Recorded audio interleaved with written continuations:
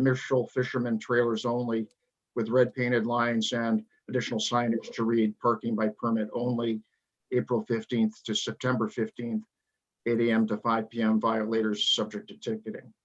So, the original period, someone had suggested that we go longer than that. The April 15th to September 15th is pretty consistent with what we are doing in terms of, other areas for parking. And then the second language change is that we would reinforce the fact that the unpaved, also known as the gravel parking lot to the left of the entry road facing toward Jones Creek, shall be maintained for, quote, parking, commercial fishermen only, end quote, and designated as such by signage. So that's essentially the proposal. I'd be happy to hear what other folks think, feel that this would be sufficient. And this is actually what, the intent would be process-wise. If you vote in favor of this, we would get it in front of the council as soon as possible so that the public works and public safety can get organized around the staffing work and the other things that they need to do. So with that, I'll just turn it over to questions. Vinny, I don't know if you had anything you'd like to add here to. Yeah, I mean, I do. I said, because this document that you're creating is going to be presented to the town council for approval. All right. I think it's important that the document define the town's interest in that parking lot. Because the area is deemed working waterfront, it doesn't necessarily define it as a clamor or a trailer. I mean, you could have a commercial person that's using it to take people striper fishing. They could be fly fishing. I don't know, any number of types of businesses that you're using down there. If a harvester, I have quite a few clam diggers that don't even bring a boat. Now you're not going to let them park in the red spaces. I think you're kind of pigeonholing a lot of people. And I just, what's the definition of commercial? Eddie, and where are those commercial people to park? I mean, we've seen the oyster tours, we've seen all sorts of things happen down there and go on. And those are people that come along to use the parking lot. Are they less commercial? I don't know, Don. I mean, I'm just, what is the definition of commercial? Or is it just, is only clam digging commercial? Is a lobsterman commercial? It needs to be less pigeonholed. This is people that have a pass. It's people that have a pass. The sign does not say necessarily parking for commercial fishermen only. It's the permit that it's referring to.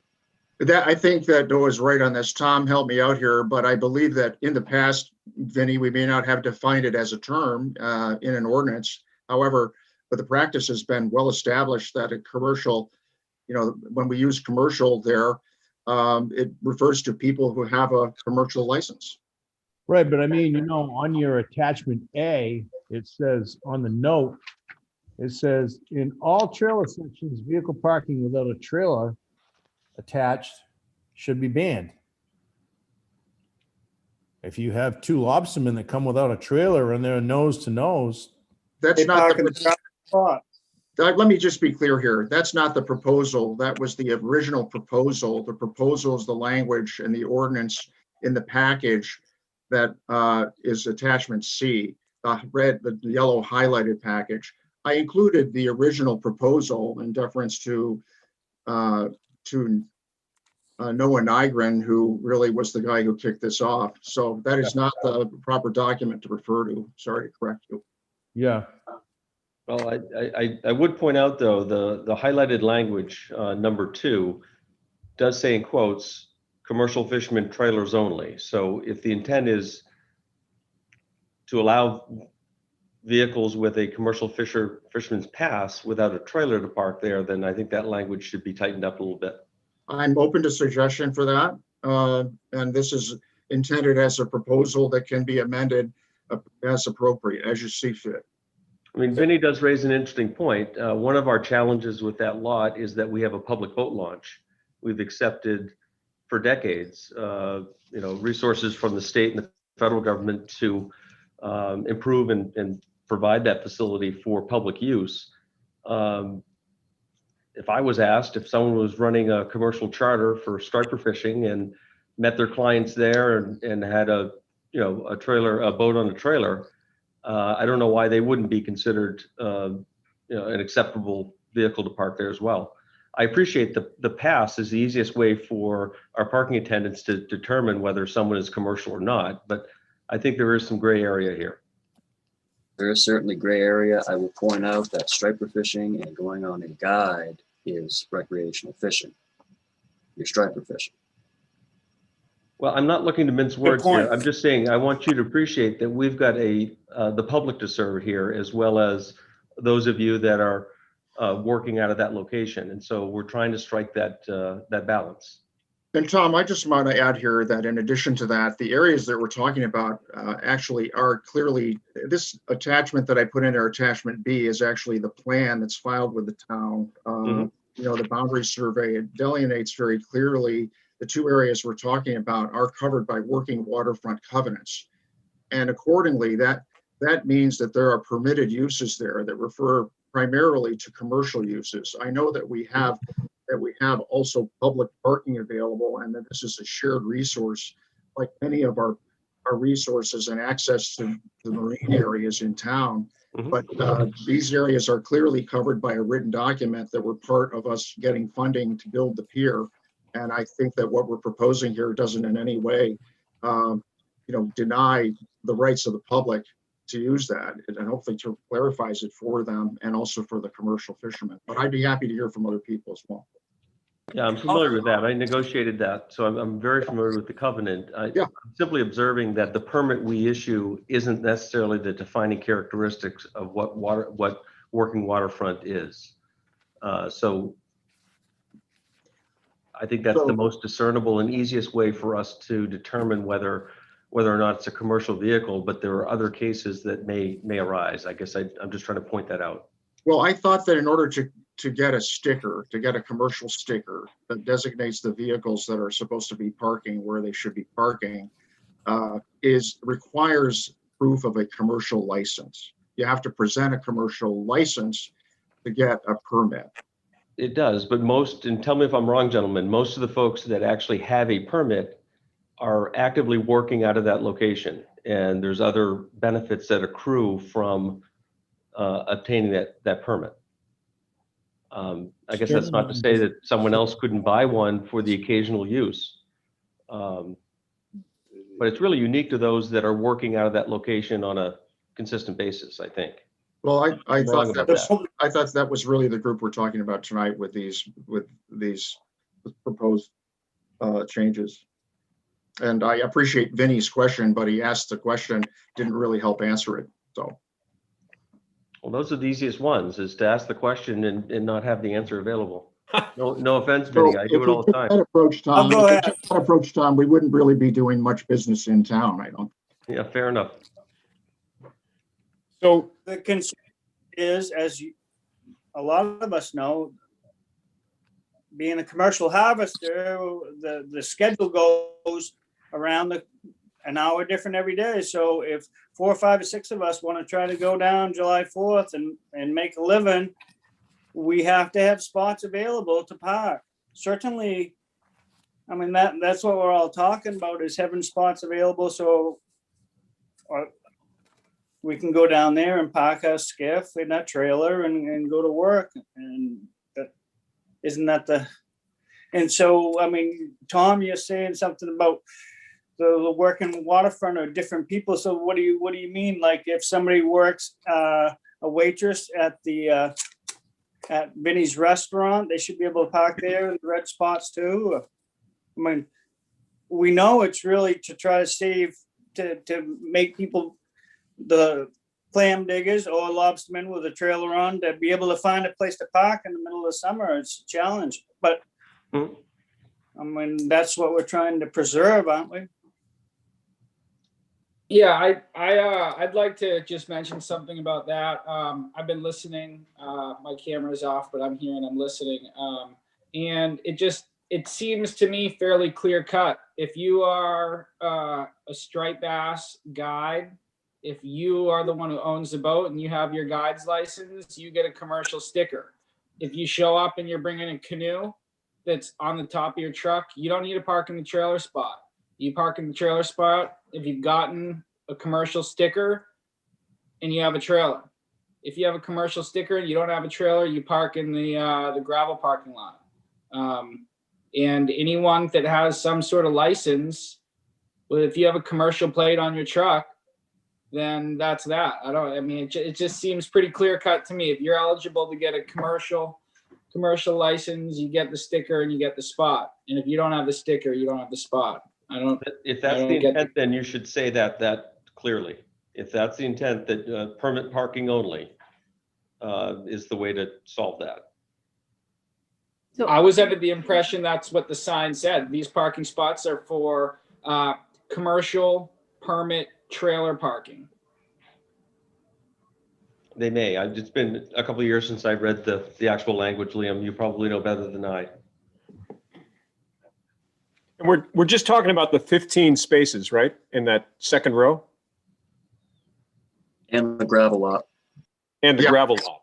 Yep. Which still leaves a lot of spaces for, I know I'm looking at an old photo here, for commercial and recreational. There's still a lot of spaces left, aren't there? Yes. So Tom, do you think the concern is that by setting aside the 15, that won't leave enough for other people? It seems like there's going to be enough for other use.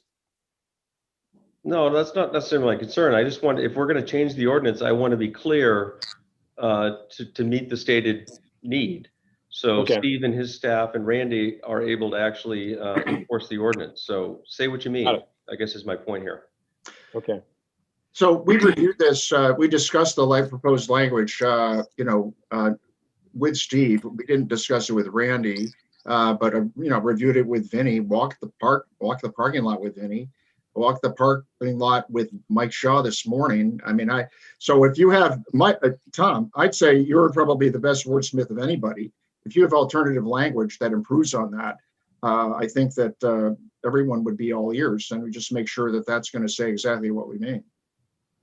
I'm pleased to help, Don. I'm just now getting into this conversation. I guess I just wanted to hopefully leave tonight with a clear understanding of what the expectation of the group is. And I'm pleased to offer some advice.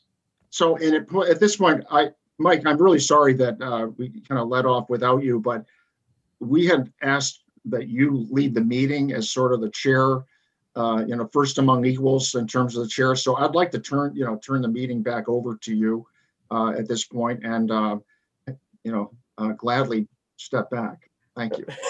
No, I appreciate that, Don. Yeah, my apologies. I had one of those crazy Zoom days, and one calendar wasn't in sync with the other calendar. So Sorry, very sorry. but that's my problem. So it sounds like, well, maybe what we should do is take a look at and this is the attachment C, I guess, is what's relevant. Is that correct, Don? Yeah, that's the proposed ordinance language. And I might add, there's an additional document that I haven't included here, but there's an entire thing called a policy that's administered by the public safety department. And my apologies for not attaching that. I didn't really come across it until earlier this evening, but that's actually a policy, a town manager policy. Tom, can you explain that one that speaks to authorizing public safety to actually enforce the park? Yeah, Don, I'm vaguely familiar with that. I believe it is an administrative policy to give staff the authority to actually enforce. Yes. So And- I just want to make sure we don't have to update that as well, but I'd like to just go back to Mike's request in terms of alternative language on the proposed ordinance revision. Yeah, Don, it just came back to me. I think if you're improving and adding language to the traffic ordinance, that will take the place of my administrative order. Okay. So why don't I bring this up and we can take a look at it and see if we can, if there's any changes that we think we need to make. How's that sound? Great, Mike. Thank you. All right, can everyone see the screen? No. All right, so why don't we look at this, take it paragraph by paragraph. The first paragraph there seems pretty straightforward. is the 30-minute time limit, is that a change or is that what's always been designated for that area? That was always there, Mike. The only thing Okay. that's proposed as change is yellow. It's just in yellow. Yeah, Okay. thanks. All right. So then in number 2, we're talking about these 15 spaces, which is not the whole lot. That leaves that whole third section. Can I just ask a quick question? Yes. When Dawn and I spoke, and correct me, Dawn, if I'm wrong, about the April 15th to September 15th, that was a guess on my part about April 15th. I believe it's actually May 1st. And that was just because I thought you wanted to align it with the rest of the town, that being Higgins Beach and whatever else is enforced. You can use whatever date that you folks want. I just wanted to make sure that I didn't misspeak about April 15th. I believe it's May 1st. Thanks, Steve. I think the original proposal in NOAA's went quite earlier than that, and we thought that the April 15th, I think, came up because that's when we start checking passes at Herd Park, I think. So that was and Okay. some other ordinances go into place. For example, like the dog ordinance goes into place April 15th. So plus it's tax day. So I don't know if that was in. And how about the September 15th? Is that long enough or should it be October 1st? Well, once again, it was my suggestion because I don't want people, especially the enforcing people, to get confused that there's a different day of the year that you stop enforcing in different sections of town. I would just add, there's also just practical challenges. Many of these folks are seasonal employees. And so, earlier in the season, we're challenged even mid-season to be fully staffed. So the earlier you started and the later you have it, the more challenge we have with seasonal staff. Okay. And it seems like the issue is really, it's a midsummer, busy few days issue anyway. So I would assume that doesn't mean there's going to be a problem then. So should we, do you think we need to include some language in number 2 then that just specifies that those people have to show a permit, or do you think that wording is specific enough?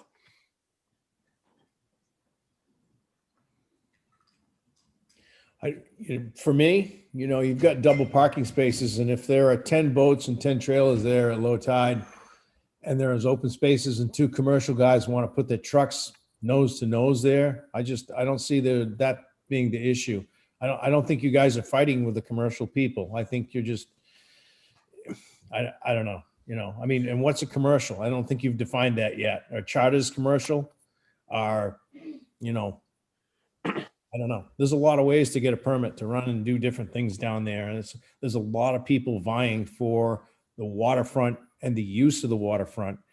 And it seems to me that you got to make sure who if you use the word commercial's commercial, now you got to be the judge and jury of the definition of commercial. Well, maybe what we should say instead of commercial is that they need to have some sort of a designated sticker. Well, how many stickers are there? I know there's a sticker for recreational. Is there a whole set of stickers that we give out? Do Clamorous have different stickers than Lobstermen have? And how does that work? No, I believe when we get our stickers, all the commercial stickers go to Randy, and he hands them out to the commercial Lobstermen, the commercial Shellfish. We also issue the commercial sticker to those. I think we have like 3 boats that dock at the dock to offload their tuna or their fish. But Randy probably has a better handle on how many he issues to the commercial. I don't think we issue to outside commercial. I could be wrong, but I believe when we get the stickers, it goes to our local commercial guys. Randy might be able to correct me on that. I know that there's at least one guy who runs a charter striper fishing. I think he's a main guide, and he's usually parked there. I think that he has a permit, and I don't really know how in the past years we've gone about. I remember the first year that we started doing it was just kind of like a launch attendant guy just spent a couple days seeing who was coming and going, and gave people the pass who were clearly doing commercial business out of there on a regular basis. So if there's one kind of commercial sticker, and I don't think we want to get involved in who gets the sticker, at least for purposes of this, maybe we should just have wording that says designated commercial fishermen, trailers only, displaying a town of Scarborough issued commercial sticker. Should we do that?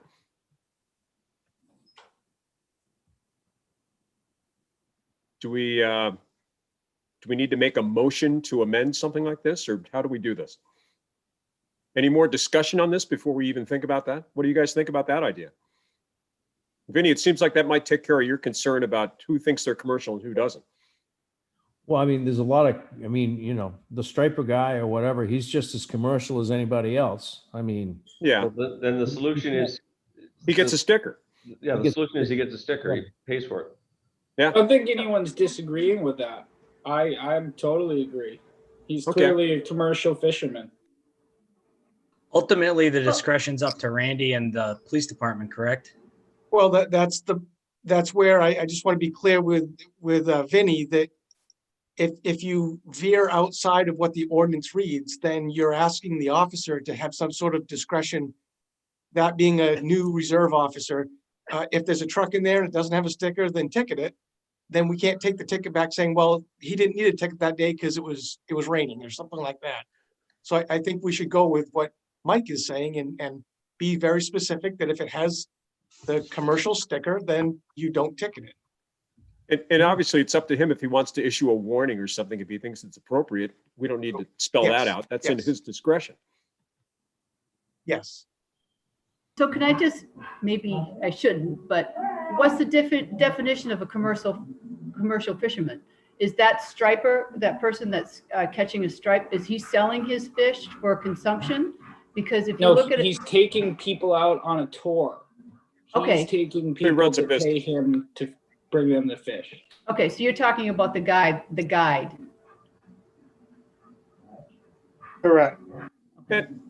And that seems like it's a little bit of a slippery slope. And like I said, let's not try to define a commercial fisherman in this. Let's just define that if you don't have a sticker, you get a ticket. Leave it at that. Let the town council have a big debate on who's commercial and who's not.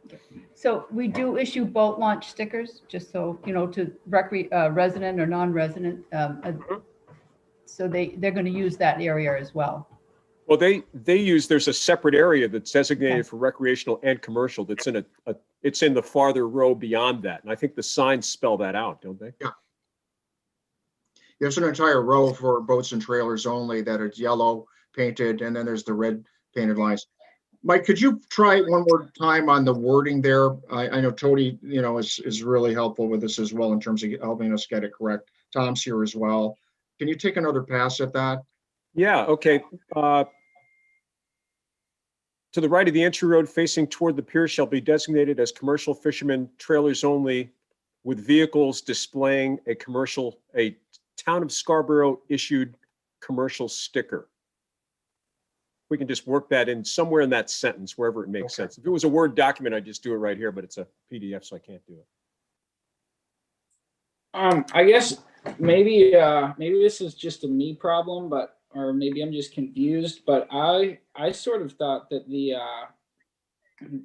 all we really needed was someone to actually do the job and enforce the current rules. I thought that the current rules were fairly clear. I guess I don't understand what is really changing, because I mean, it's clear you need a sticker to park there. If you don't have a sticker, you get a ticket or you get towed. Well, maybe the towing is the newer thing. But this is how it was already supposed to be. There was just a colossal failure in the enforcement department. I thought that's the only reason that we were here. I would agree with Liam on that.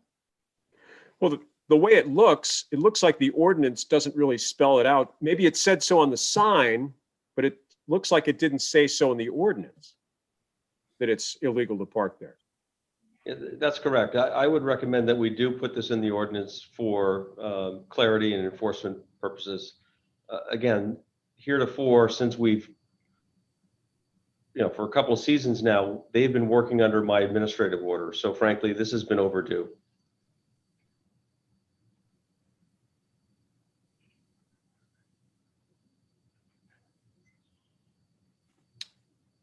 All right, and I think in addition to number 2, I think we should add similar wording into number 3 about displaying town of Scarborough issued commercial sticker. Okay. So let me just ask you a quick question. So with display of a town of Scarborough commercial sticker, we'll add that to number 2, and we'll do the same thing for number 3. There are no trailers in number 3, so commercial fishermen only should be fine. That wording should be fine. But what about the commercial fishermen hyphen trailers only? What about at that point? Well, there's a good question. Vinny, I think you pointed out that sometimes you have, 2 people parking back to back. I don't think we should prohibit that. Do we need to specify trailers only, or what do you guys That think? gets into an awfully gray area. I think people should be able to park back to back. I mean, like lobstermen do that all the time. That's a thing over there. So I don't know why we'd want to prohibit that. If they have a pass and, the dirt lot's full, or it's more convenient for them to park there, or I mean, if you think about it, the boat trailer's parking there instead of the dirt lot. It's just a convenience aspect. So, I mean, there's, Isn't the intent here to ensure that commercial fishermen have a place to park, whatever they're driving, whatever they're pulling when they come? So I would recommend that you don't reference trailers only so as not to limit you. As a practical matter, the way that they're designed, they do cater to trailers, but I don't think you need to limit it to that. So long as they have the sticker, they're good. Let me offer this. So you have, right now it reads commercial fishermen hyphen trailers only. How about we revise that to say commercial fishermen, including trailers, and displaying a town of Scarborough commercial sticker. Well, I guess I have a little follow-up question to that. So what happens when a lobsterman gets down there and parks in that spot, and that's, hypothetically the only other spot, and no one pulls directly up next to them? It just seems like it can be a wasted spot. Yeah, I think that's a good point, but I think we have to assume, since the way those spaces are laid out, hopefully if somebody has any sense, if they're going to park a truck in one of the spaces, they'll either pull up or be at the end, because you can access from either end. It's not like somebody's going to be stuck behind somebody else. So I think we have to assume people are going to use a little bit of sense. I'd like to agree with you, Mike, but I'm afraid that I don't have too much faith in humanity down there, especially after the past couple years. No, that's fair. If one of the fishermen is doing it and it's getting in people's ways, within a few days of him doing it, he's going to get yelled at, or,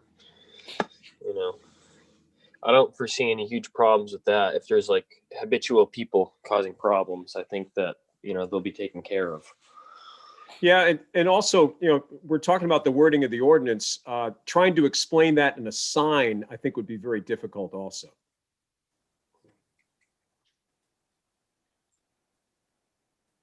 Yeah, there's an old saying that I think applies here, and I guess it's my saying, you can't legislate for stupidity. So you really do have to assume some level of common sense. I would just like to share that the current sign says commercial fishermen trailer parking only.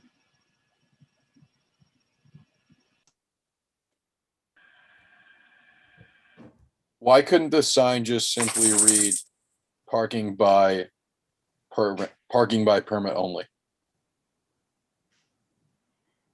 That way we're not defining who a commercial fisherman is, and we're not limiting ourselves to trailers. I think the only issue there is that the recreational people might think that they can park there then. So I think you do need to say something about commercial for that section. Yep. And maybe just leave out the trailer part if we want to, get a new sign.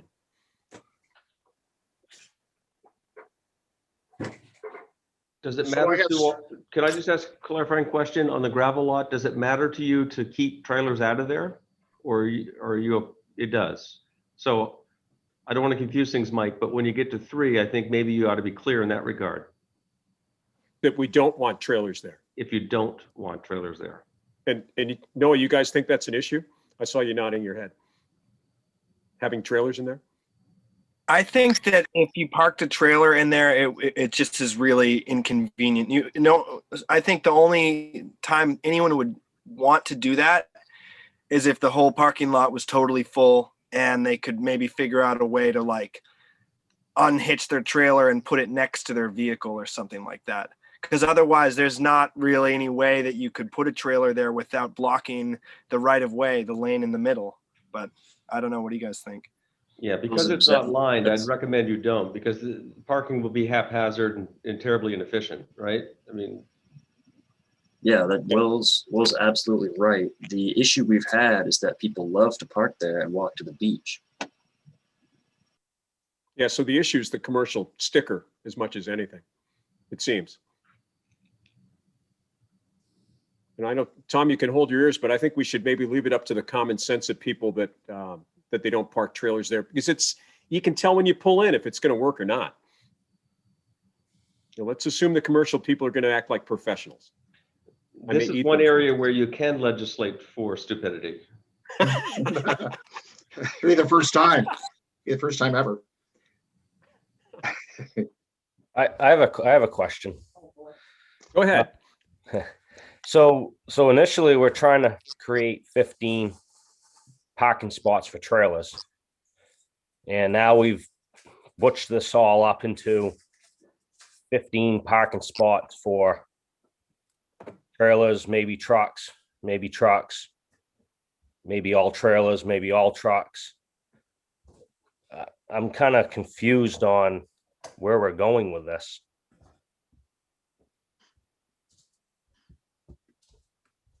So where do you want to go? You want to just do nothing? I mean, you have the option of doing nothing. You have the option of doing nothing. No, I think the way that it's written explains it perfectly, like the way that it's written right now. I mean, that was the whole intent of this, was to create trailer parking spots. That's why they're going to make, red lines that hold the truck and a trailer. And, it says right in it, parking by permit only. Everything's right there that we need already. It just has to be enforced. And, Robert, if I could, I think the suggestion is to allow as much flexibility within the commercial fishing community to use those spaces. After all, the purpose is to make sure that you can park when you want to. No, I understand that, but so what I'm saying is you want to create 15 trailer spots in the parking lot, and then whoever wants to drive a truck down that's commercial can park over in the other parking lot where you can't put trailers. I believe the intent is that for the days where the dirt parking lot is full, which is almost all summer, you can still park in the trailer spots if there is one available. If we're gonna say no trailer, if we're gonna say no trucks in that lot, should we say no trailers in the dirt lot? Like, I feel like that doesn't need to be specified, and the fishermen will just figure it out. I think they'll figure it out. It's not an easy, if there's other vehicles in there, it's not an easy place to go in with a trailer anyway. You're looking for trouble.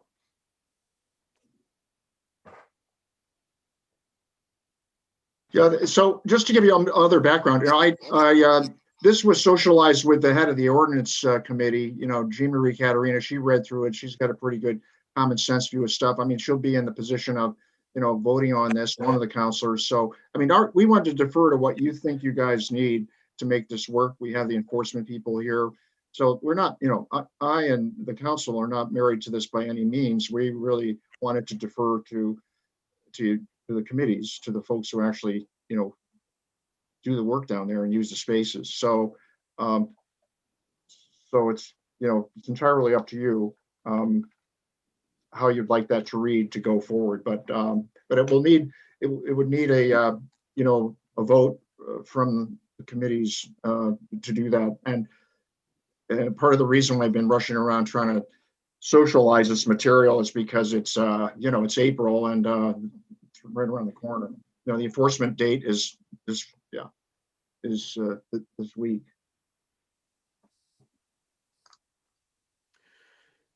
So I'm trying to think where we've ended up here. We talked about adding language to numbers 2 and 3 to designate commercial permits issued by the town in some way.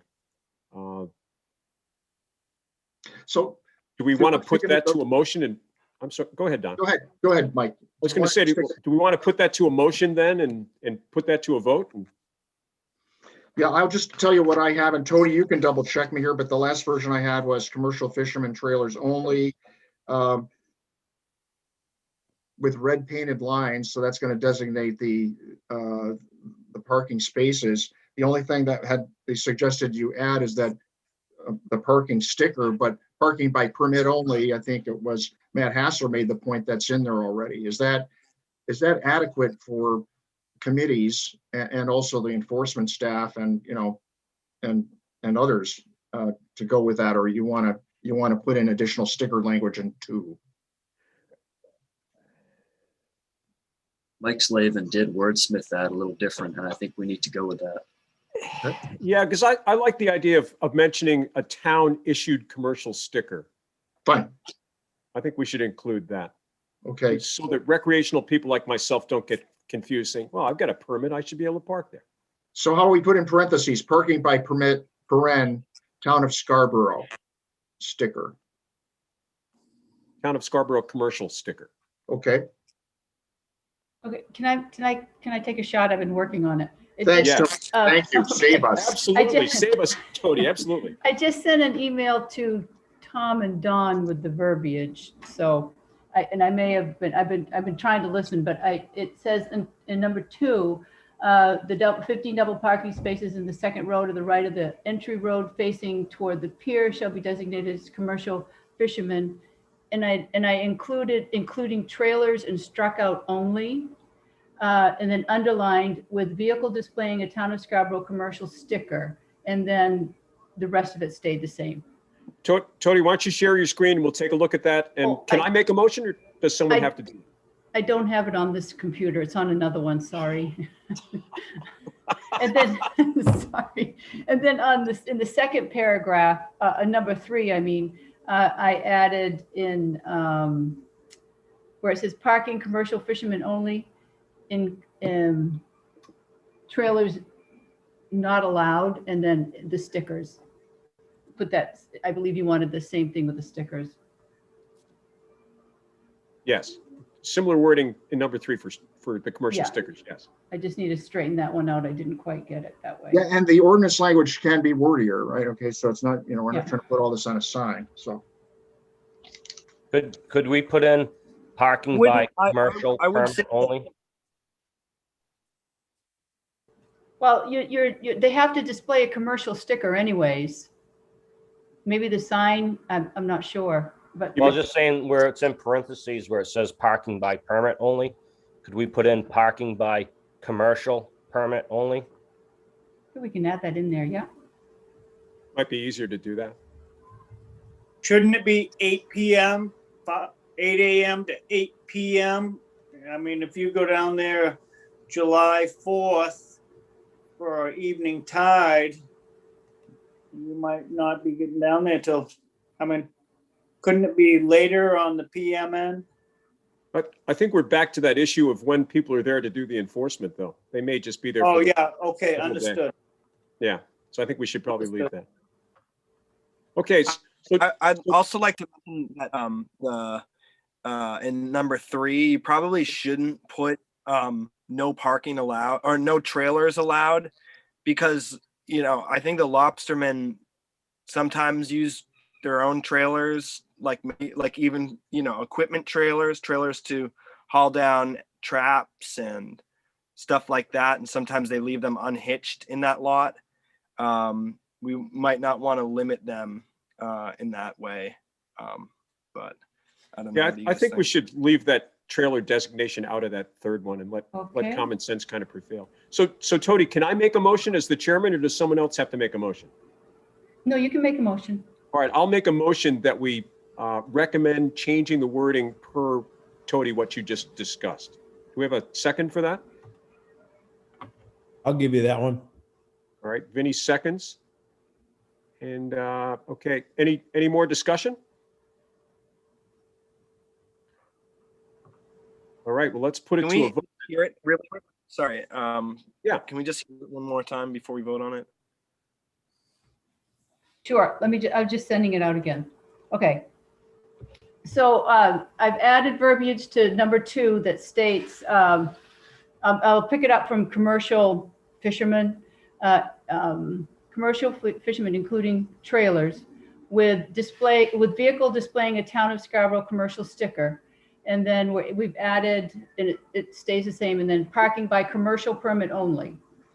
And then, and it goes on to from April 15th to I think that's what it is, to September 15th, from 8 a.m. to 5 p.m. violators subject to ticketing. And then in this third paragraph, we've added the same verbiage with this vehicle displaying a town of Scarborough commercial sticker.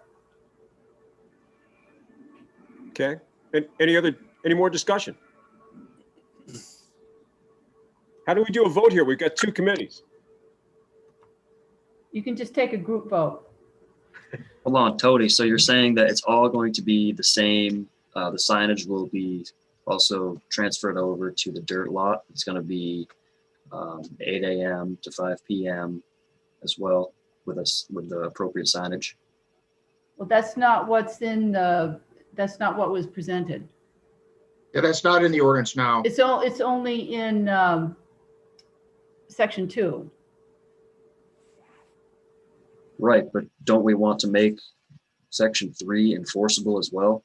That's the one where people are always walking to the beach from. Section 3 appears to be applicable all the time. There is no date range. There's no time range. It's Ooh. Mm-hmm. It also doesn't say violators will be ticketed, subject to ticketing. Yeah, we need the enforcement. Oh boy, I thought we were out of this. So why don't we add Tony, why don't we add at the end of this, April 15th to September 15th, 8 a.m. to 5 p.m., violators subject to ticketing at the end of number 3 also. Okay. That was a good catch. I would just say, I mean, I don't really use the dirt lot very much. I think that that's, more of the lobstermen and, the commercial fishermen that go out on the big boats. But I don't know. I drive down there and I feel like I see a lot of people parking there to like watch the sunset, and like usually that's late enough. I mean, I guess that's outside of the 5 p.m. thing. So Yeah, it doesn't after really matter. 5. Yeah. Okay. All right. Never mind then. Also, to me, Good point, though. is it parking if you're not out of your vehicle? Because I know that sometimes I pull up to pick people up or drop them off in no parking zones, but I'm not parking. It's not a no stopping zone. It's a no parking. Yeah, I think that's considered to be standing. So I'm thinking people are okay. And think of what's going to happen here. Somebody has to come up and give them a ticket. Are they going to give a ticket to somebody who's sitting in their car? Probably not. So I think we should be okay.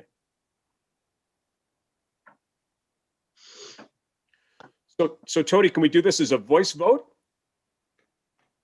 All those in favor, like. Tony, you're muted. Tony, you're muted. Sorry, you're muted, sorry. Sorry, the dog was.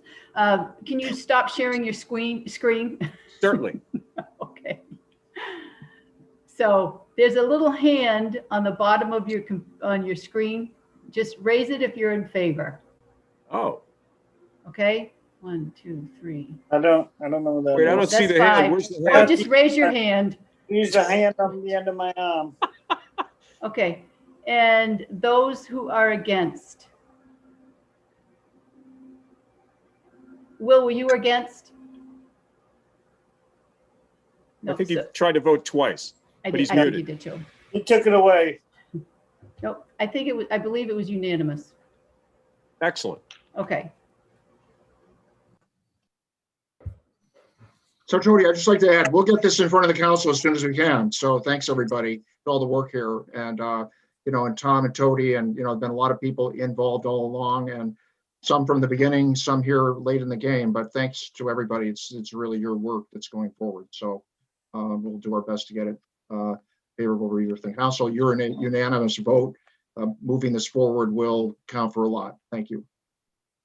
Hey, Don, would you mind? I just want to make a comment while got the two groups here, just appreciate, we've got competing demands at all access points to the water. This is no different. In fact, this might be different because we've got an active boat launch, we've got a business, we've got a commercial pier, so on and so forth. And so I guess maybe I'm stating the obvious, but I ask us all to just be mindful of that. And I appreciate that there are high times of the year, depending on the tide and the height of the sun, where there's incredible demand everywhere on the coast of Maine, including this. And so I'm sure you're all recalling those times you've gone down there and haven't been able to find a spot, and it's been infuriating.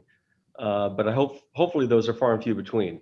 And Steve and his staff and Randy do rely on kind of the discretion given the circumstance. So I ask for your patience, and I hope you can appreciate that with the investments we've made down there and ongoing investments, we certainly support what you're doing down there and want to be part of your success.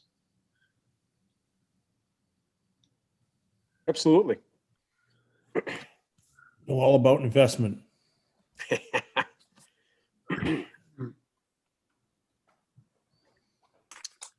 All right, we're coming up on 7:30. I know we still had another item on the agenda to talk about, which is the license agreement with None Such Oyster. We are at 7:30. Is this something that should we keep going, or should we table that for next month? Or is that something that needs to be addressed right now? We need to address that this month, I think. Yeah. We do. Okay. I will let you know that Mr. McPherson is in attendance. So if you have any questions for him. Okay. So the topic on the agenda, discussion of the license agreement from None Such Oyster with the town of Scarborough.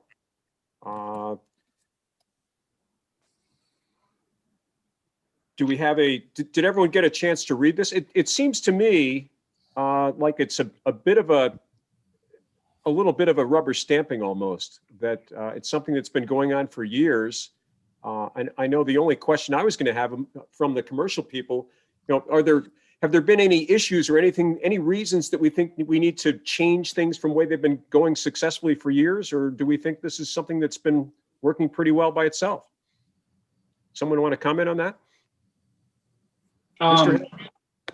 No, sorry. Mike, I just did some background on this. This came before the council for a vote, and I requested that it be returned to the committees for review and discussion. So that's as far as I went. There was no real position stated other than the fact that this was, awarded in a startup mode to the first owner and operator of None Such Oysters. And Tom has been there from the beginning. So, appreciated, his take on this as well. Thank you. Yeah, the quick backstory, and many of you might have been involved. I believe it was back in 2012, Abigail Carroll at the time, working under None Such Oysters, applied for, to my knowledge, the first aquaculture lease up in the river, and was granted that through DMR, approached the town for the ability to place a float on the inside of the pier, really to help support that on the water operation. And through the years, we've renewed this license agreement twice, I believe. Most recently, the business was sold to Mr. McPherson. The license agreement is not automatically assignable. It's only with the prior written consent of the town. And that's what brings us together this evening. I guess the one thing I observe, and I'm interested in perhaps some input, is since the original issuance of this license, there's at least, I believe, 2 other aquaculture leases that have been granted and active operations ongoing. So that's a difference from the starting point. And whether, I'm not aware that there's others that have expressed similar interest, but that's not to say that it hasn't occurred. I would like to speak to that, Tom, if I could. Okay. Sure. So to be, for anybody that doesn't know me, I am one of the co-owners of one of the other oyster farms in the river, along with Robert Willett, who's currently in this meeting as well on the Shellfish Committee. And I just wanted to bring up that, so when Angelo was the harbor master, it must have been 2 years ago, we had approached him about getting similar permission from the town to, our proposal to him was that we would provide the materials,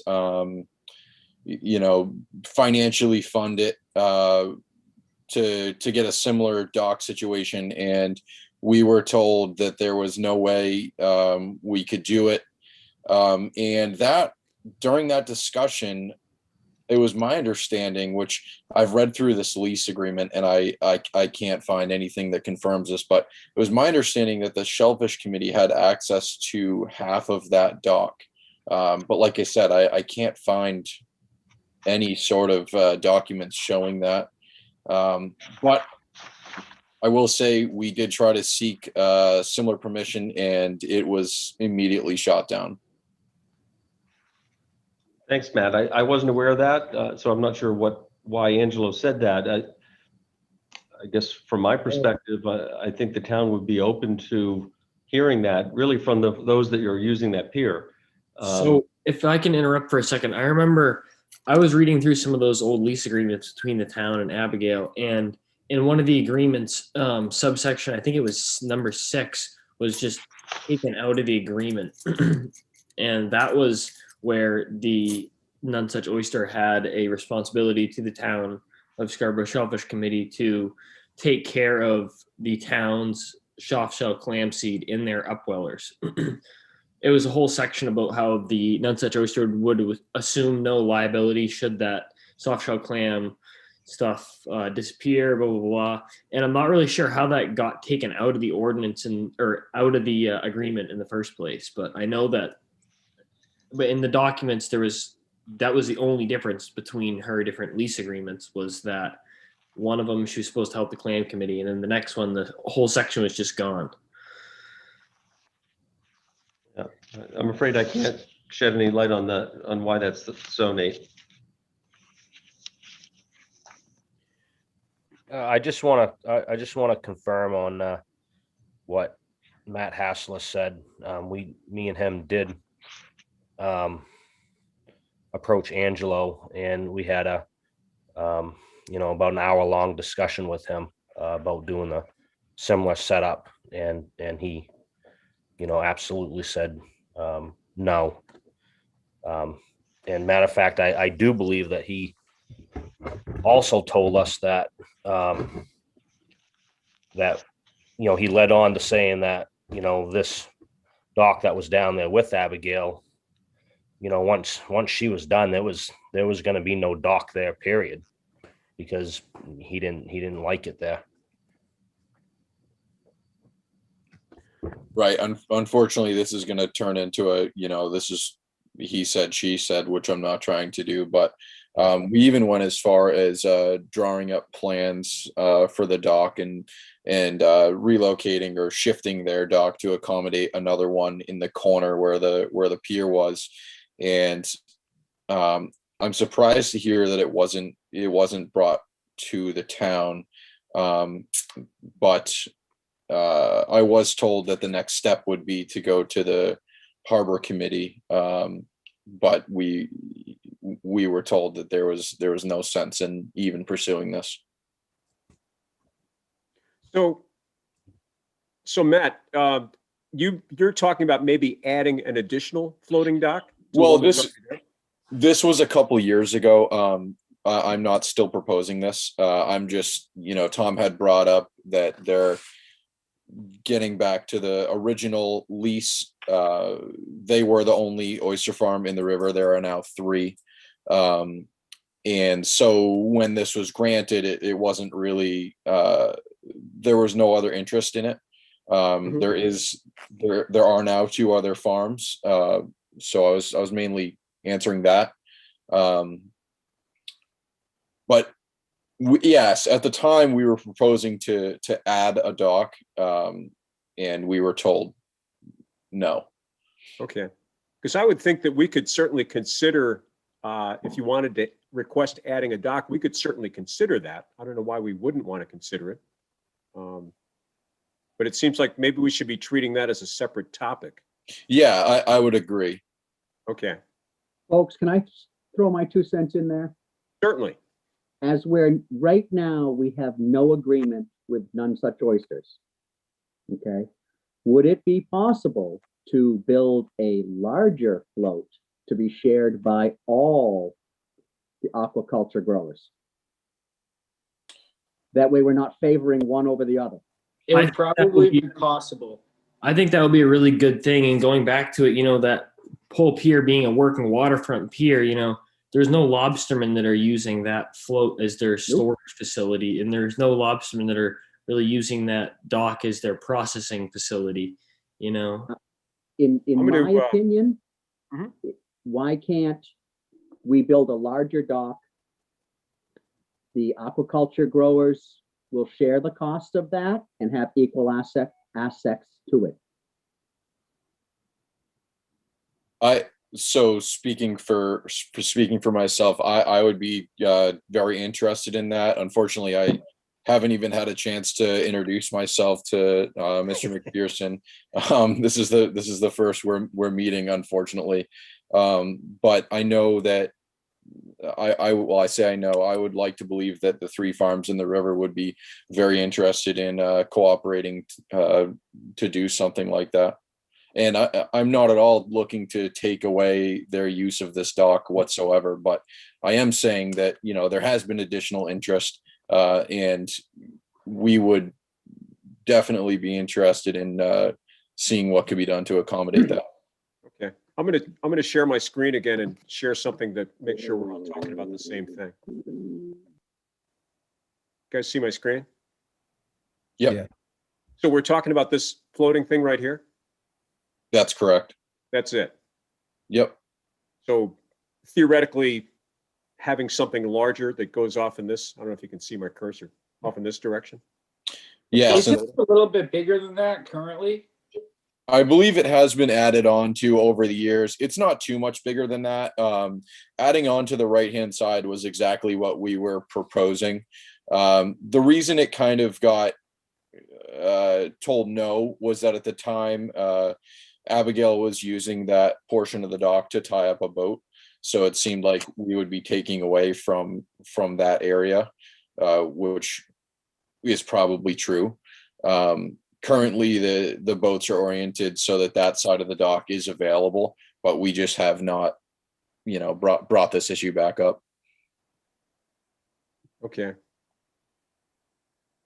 So I wanted to talk about this tonight, but maybe this is an issue that, we can not make any decisions on tonight, I don't think. And maybe, everyone kind of connect with each other and touch base with everyone and, maybe get a better feel of what would really benefit everyone the most out of this situation. Because, surely the new owners and none such have just as much of a right as any commercial user to tie up a boat on that, pier. It just needs to be everyone to have a equal opportunity, with our 3 farms now in the river, the potential for more in the future, opportunities need to be available for everyone.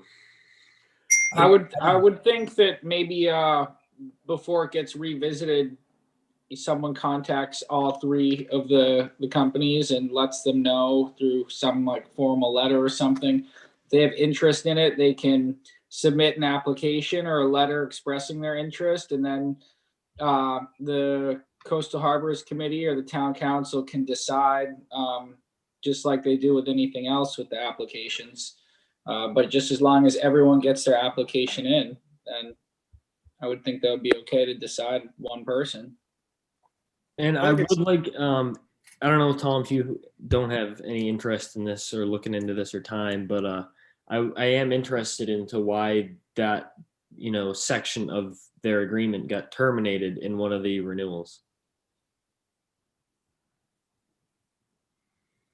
Yeah, I'm not sure where I'd do that research, but I can try to backtrack and see if we can uncover that. I just do want to point out, and Ryan is here, and I'm frankly inclined to bring him in. There is a difference with him. I'm intensely interested to see if we can support all the other activities down there.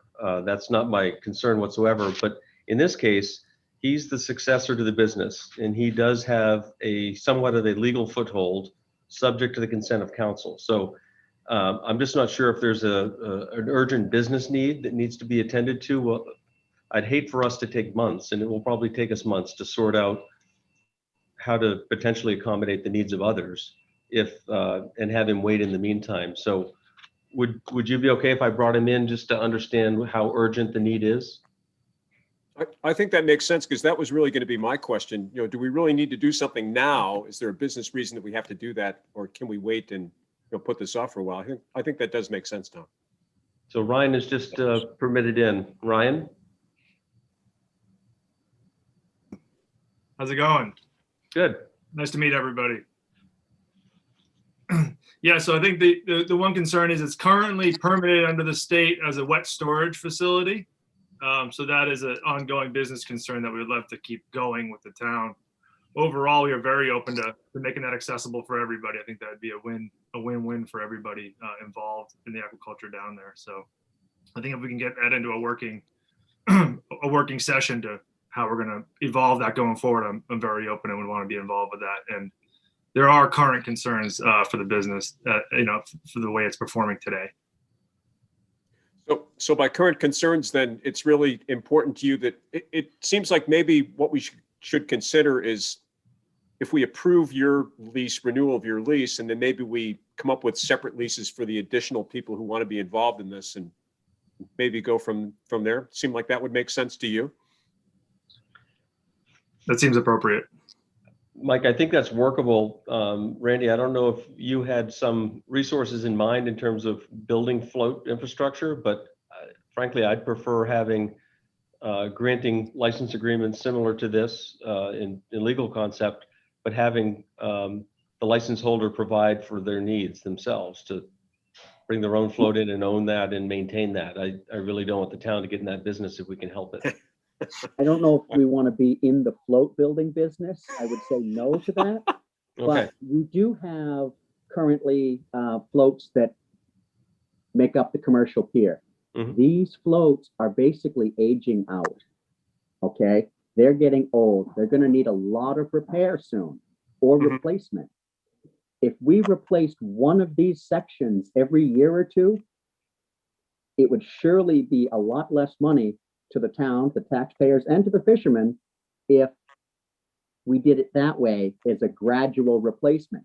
We Yep. could take one of those sections, which is 3 times the size of the Yep. current float down there, and let the aquaculture guys use it as long as it's feasible. Yeah, that makes perfect sense. That'll just take some time to kind of work through, is my only point. Mhm. So maybe what we should do for today, any more discussion on this? Because I'm just thinking that maybe what we should do today Vinny is, had his hand up for a while. Vinny. oh, I'm sorry, go ahead. Revenue of $420, guys. What's that going to do for repair work down there, Randy, Tom? I mean, it's not even close to my parking lot permit. I mean, that's a bargain to run a business down there. Well, we don't assume any responsibility for maintenance. That was intended to cover expected electric costs, and maybe that needs to be revisited. You got wear and tear every time the tide changes. It goes up and down your pole down there. Well, as far as the town providing docks, I think I'm just reading through this lease agreement. The way I understand it is the dock itself, meaning the physical dock, is property of None Such Oysters. It's not property of the town. And my opinion would be that it should stay that way. If it's only going to be used by the aquaculture users in the river, I don't see why the town should be funding that. I mean, I would think that it should be on the group of aquaculture users to fund that. I would agree. And Tom, it sounds like that's not included in the lease then, the maintenance of that. No, as no. a town responsibility. It's not a town asset. We don't own it. We don't maintain it. We simply collect an annual fee that was intended to approximate the annual electric use. And that's worthy of revisiting, perhaps.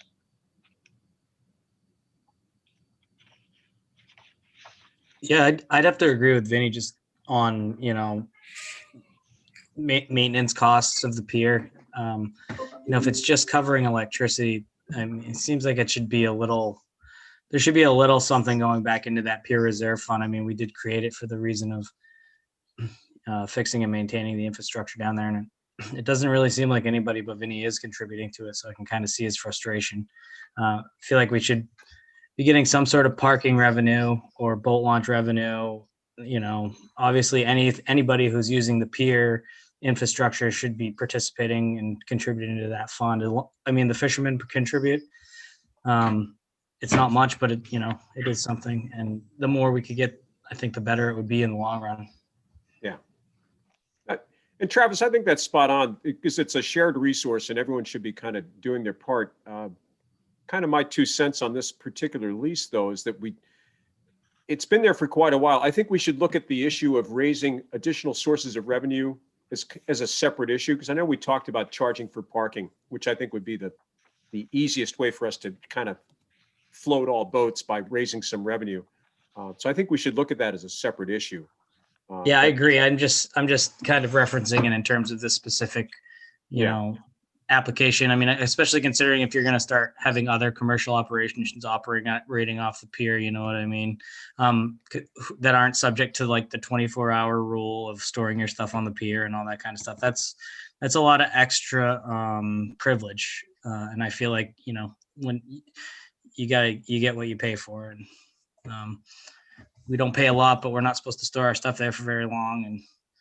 And, you know, anybody obviously who's operating an oyster farm will have to store their stuff there for extended periods of time. So just something to kind of consider.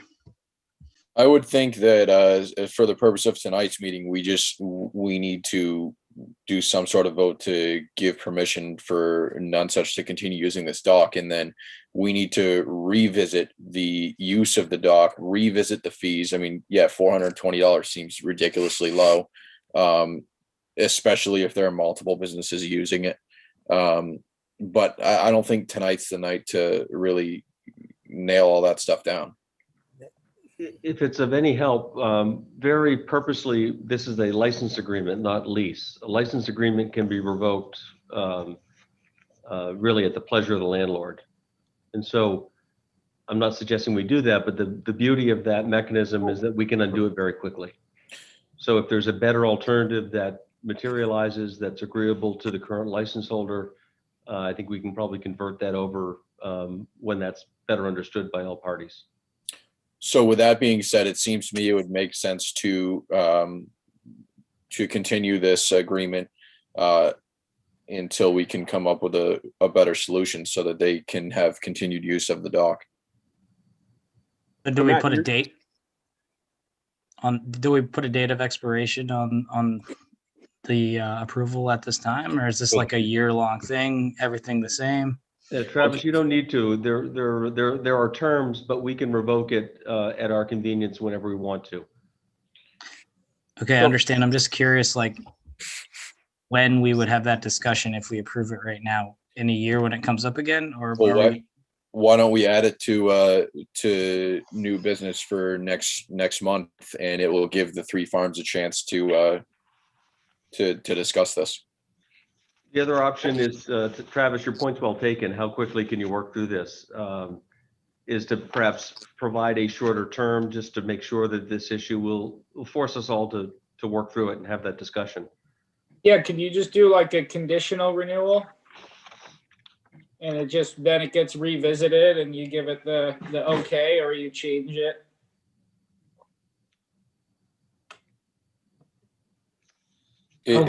How hard does that get with like have this being a town council matter though? Does it gonna have to go back in front of the council after we, approve it here conditionally and then revoke it and then? It will, but presumably by then I'd like to think that you've got a comprehensive solution that's going to serve the whole agriculture industry, and I think that will be well received. Don, I don't have much concern that the council will be upset by the fact that this comes back before the council. Not at all. We made a commitment to try to get a position from the committees. So I think, we can get that this evening. The only thing I was going to point out is if you're going to approve the license agreement, it has a 1-year term. It has $420 fee associated with it. and it has exclusivity. So, those are all things that have been raised as issues. So I'd have some discomfort with just approving the draft agreement that's in front of us, exactly as is. So I don't know, process wise how to handle it, but I don't see that it makes sense to simply sign and renew this as it's come forward. There's no way we can, just like the town can just temporarily let things just keep going on as they have been down there. Well, it sounds like we can, as Tom pointed out, it's a license agreement, so we can give 30 days notice, I think, can't we, according to the terms? I believe so. I'd be more comfortable for reasons of liability, insurance, and indemnification that we have a formal agreement in place as opposed to simply allowing it to occur. I just think it's a better way of doing business. So the only thing I'd say, if you're going to do that, you should have language in the new agreement that would say this is for a limited term only, due to be renegotiated, considering other possible uses within a certain time frame, set certain time frame, rather than just approving it as is. People will just interpret it as exactly as written. I'm not an attorney, but I'm kind of guessing that's the way it would go. Would those recommendations be done at the council level? I mean, this committee or these committees could agree to that, and then the recommendations could be implemented at the council level, because the council is the ultimate body that's going to do final approval of this with an authorized Tom to sign it. So I was just thinking that we could certainly do that. Yeah, I mean, in a perfect world, I would hear your recommendations. I would likely try to negotiate the new terms with Ryan and bring a final recommended document to the council. So you don't have to amend it at the council level. So I think if there's a way for us to do that, Tom, and write it such that we would commit to a process to be convened within a certain time, including a workshop or whatever, to discuss the other uses and participation in this. I mean, Ryan and I had a chance to have a good conversation, about a week or so ago, and we invite him to the meeting. So I'm glad that he's joining us and is listening patiently and hearing all this. But it does seem that he would be, very agreeable to try to work with us on it. But I would still like to confirm that in writing, if we could, with the renewal that you're proposing. When does the current agreement expire? Well, it's got automatic 1-year renewals. So that's a provision that we might want to take out. I mean, the simplest thing to do would be to grant a 1-year term. But is it expired now? Like, is it up for renewal now? No, he's before us because he is a new owner of the business. Gotcha. And it doesn't transfer without written consent of council of the town. So that's what brings this issue to us at this point. I don't have a copy of the former agreement that was, so I can't compare. All we have is the draft, new one, the proposal. Could we do like a 3-month agreement, and that would give everyone 3 months to work on it, and then we could revisit it, and he can still conduct business on it. Robert, I'd like your optimism, but do you think you can get through this in 3 months? I'm being honest. I think a year is more realistic. Well, I'll tell you guys, it's, as Tom pointed out, it is a license agreement, and it says right here, the town may revoke this agreement at any time for any reason. So it's not like we're going to have our hands tied by signing something. We could decide next month that we want to revoke it. So let's just talk about that for a minute. How would that happen? The committee tells us we don't like it anymore. The council does. Tom does. Ryan, how does that happen exactly? Well, it says revocation by the town shall be deemed effective as of the date of delivery of written notice to licensee. So whatever the lawyers would determine. Would have to come from the council or one of the parties. Unless it's there's some sort of violation of the terms, I think I would do it administratively. But you're right, Don. It would probably come from the council because you approved it in the first place. So I think the belt and suspenders approach is this license agreement gives ultimate flexibility to us as owner landlord. In addition to that, I would recommend a short term, perhaps a 1-year term, to be another trigger that this issue comes back around. hopefully it comes back sooner than that because the committees have done their work and will make a more comprehensive proposal.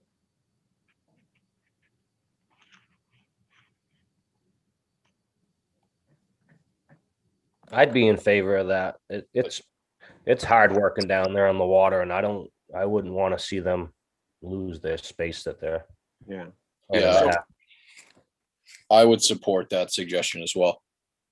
So suggestion being that we add a 1-year term and keep the other terms and conditions the same as what's in the draft. That's kind of what I'm hearing. Yeah, and then we'll, if we can put something together in 3 months or 6 months or whatever, then we'll bring it back up. Exactly, because I think we should talk about the other two, potential entities as new business in the future. And if we come up with a completely revised approach to this with, different revenue sharing, whatever it might be, then we can just revisit the whole thing. Yep. So how about a motion that we add a 1-year term to the agreement and approve the agreement as amended? How's that sound? Any more discussion, or do we do a second then discussion? How do we do this? Second, then discussion. Second, then do we have a second? I'll So second that. A point of information, the term, it is for a 1-year term in the current draft. In the draft? Yeah. Oh. Item 4, term of license shall commence at the signing of the document Absolutely. in 1-year increments, but you could revise that to say for a 1-year period. So it's set certain, it's not automatically renewal. So I'd recommend that change. Yeah, okay, that makes more sense. So why don't we amend the motion to that, to designate a 1-year term? And we still have a second? I'll second that. Okay, any additional discussion? I just think there should be an additional contribution to the peer reserve fund. That would gain my support. Yep. And Travis, I think what we do want to do as a separate item and new business is we want to revisit the whole structure, additional parties, and also look at the contribution amount. Because I'm with you, it seems pretty cheap. Yeah, I see a lot of these things come and go. So I know, generally when they just get passed along, they kind of just keep going. So I'm just a little concerned about that. That's fair. Well, as proposed, this would expire in a year. That's kind of the fail-safe position. All right, additional discussion? Tony still on the call? I am. Are we ready to vote? All those in favor? 1, 2, 3, 4, 5, 6, 7. Okay. Travis is the only one I'm not sure. I'm not voting, Tony. Okay, so you're a no. Yeah, Hey, Tony, or I'm just do I- declining to vote. I'm declining to vote Okay, either way. well, you can't Have to vote. abstain. You have to vote. Okay, then I'm no. Okay, all right, thank you. Tony, do I count tonight, or am I just You're the alternate. just the alternate tonight? Yeah, so you won't be voting. Okay, it passes. Ryan, I'll connect with you this week. Okay, Sounds good. I appreciate the putting the extra time in tonight, gentlemen. very well.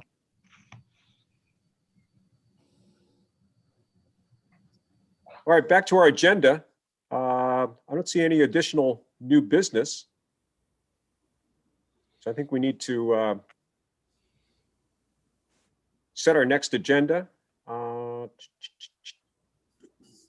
think we have a little bit of new business that we talked about for next meeting. Excuse me, we do have one other person in attendance. I'm not sure if they want to speak for public comment or not. Oh, Just tell public it to them. comment. Okay, absolutely. I'm not sure if he wants to speak, he should raise his hand. And he's not, so. Just here for the entertainment of the Yeah. joint committee. Yeah, Paul, go ahead. Thanks. Next month, Nate or Michael, are we gonna co-mingle the meeting again, or? Because you said, are we just having our own shellfish meeting next month? Well, there's a good question. It sounds like we've got at least one additional kind of a shared issue to be talked about. You know, what do you guys think about the combined meeting? And next time, I promise I'll show up on time. How's that sound? Well, next month it's going to be low tide at 5:50, Bobby. So, what do you think about that? I think we're the conservation committee. So Oh, fine and dandy, but I mean, sometimes we don't meet every month. The Shellfish Committee doesn't. In the past, they haven't. That was the point of my question. Well, we could continue this discussion in the Harbors Committee and catch up with you guys in the next month if you're not going to be able to meet next month. It's just my question. I mean, clearly Matt has no concerns about it. well, it's not that I don't have any concerns. It's just that this seems to come up very often, and we can't just skip the meeting when, you know, the tides line up, because that happens quite a bit. You could always change the time. I think Change the time? You know best. You can always change the meeting date and time if you wanted to. Well, I kind of think Matt has a good point that, you know, other people serve on these committees other than commercial harvesters. So I would say if you got to work that day, then you got to work that day. We have an alternate on our committee that you know, Noah Nygren, he could fill in for the vote. That would be my suggestion. With that being said, if there's an alternate date or time, I'm not opposed to that whatsoever.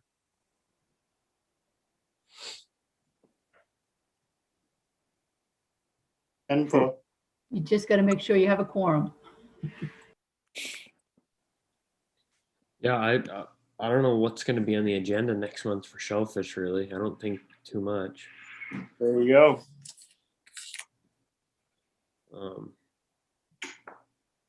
So why don't we have another joint meeting with the Harbor Committee, same day, same time, and you know, doesn't look like there's anything that needs to be voted on.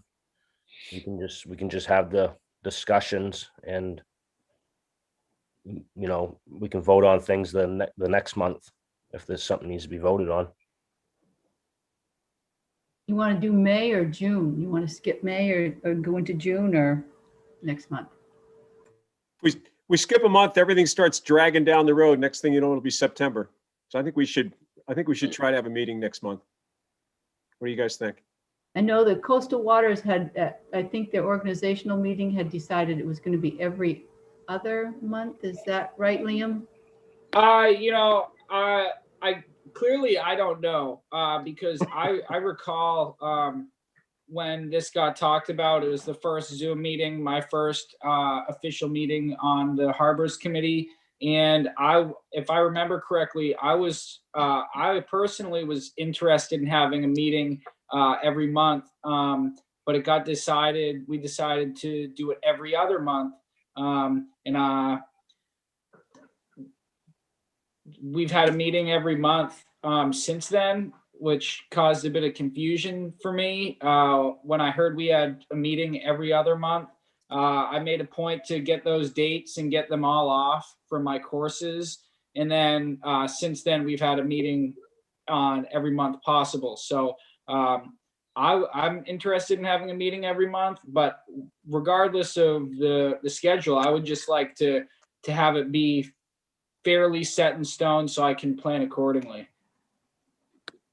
So to answer your question, I don't know what was decided because it doesn't seem to have worked out. So I'm not sure.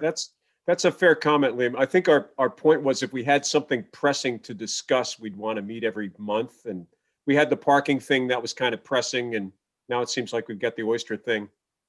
The pier. Get the poor guy his license.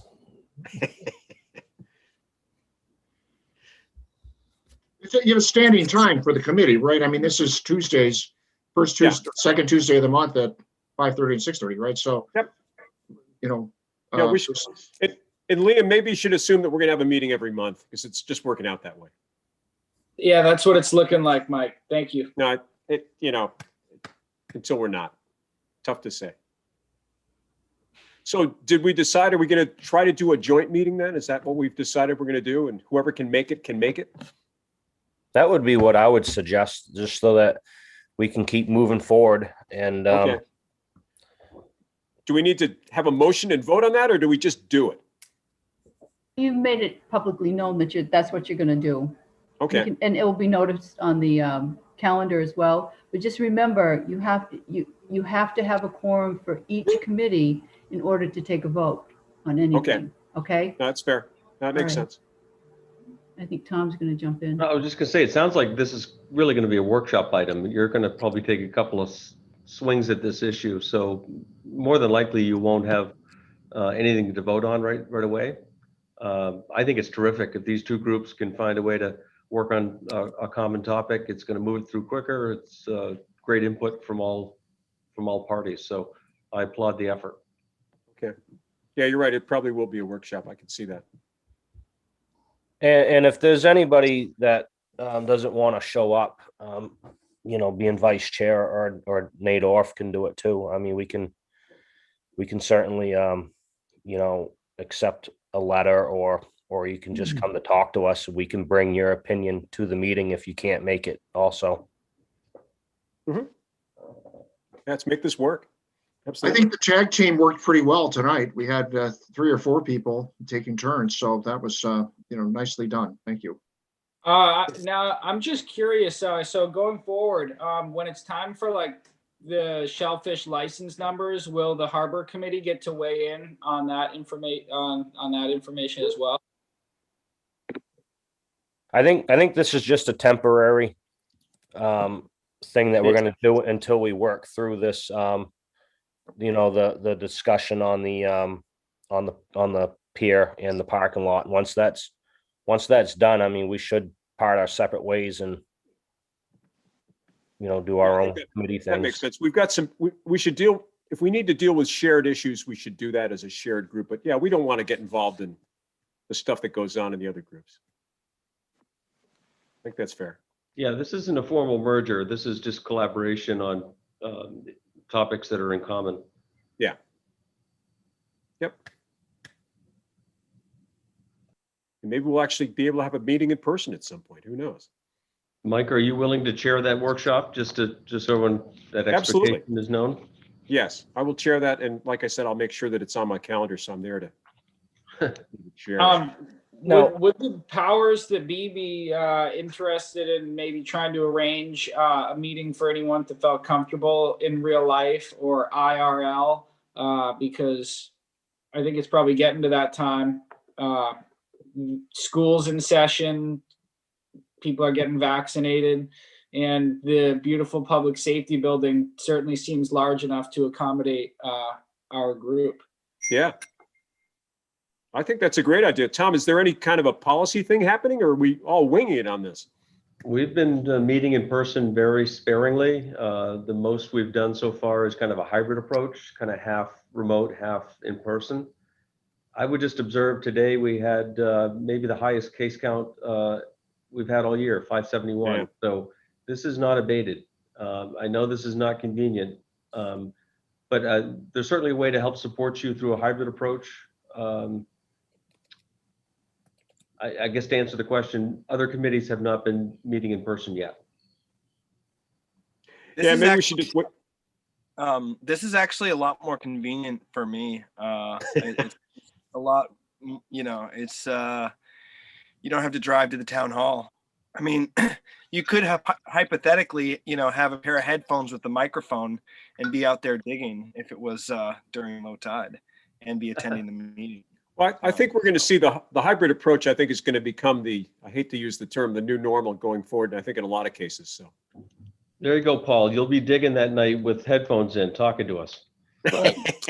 Well, I don't know, Tom. With what? I'll have to send smoke signals because they tease me because I don't have a cell phone. He'll plug his earphones into his rock. Good for you. Don't give in, Paul. Sometimes he sings out there too. Thank you. Thanks for thinking of me, though, Tom. Hey, Toady, quick question. What did we have for licenses in the lottery last week? I didn't even. We only had student commercial licenses available. We had two and two resident and one non-resident. So far for this week, we've had I think 25 people sign up for the 20 and 11 sign up for the 14. So tomorrow we're anticipating a big turnout because they can register until noontime and then the lottery's that afternoon, tomorrow afternoon. So Are those for the recreational ones? yes, yes, yeah. Cool. And the lottery will be at the public safety building behind us in the bays down below. All right, so why don't we plan on just doing virtual again for next month, and we'll readdress the in-person hybrid thing going forward, and set the meeting for that second Tuesday. Whoever can make it, we'll make it a workshop if we can. 6:30, correct? Yes. Okay, thank you. Any other topics for discussion?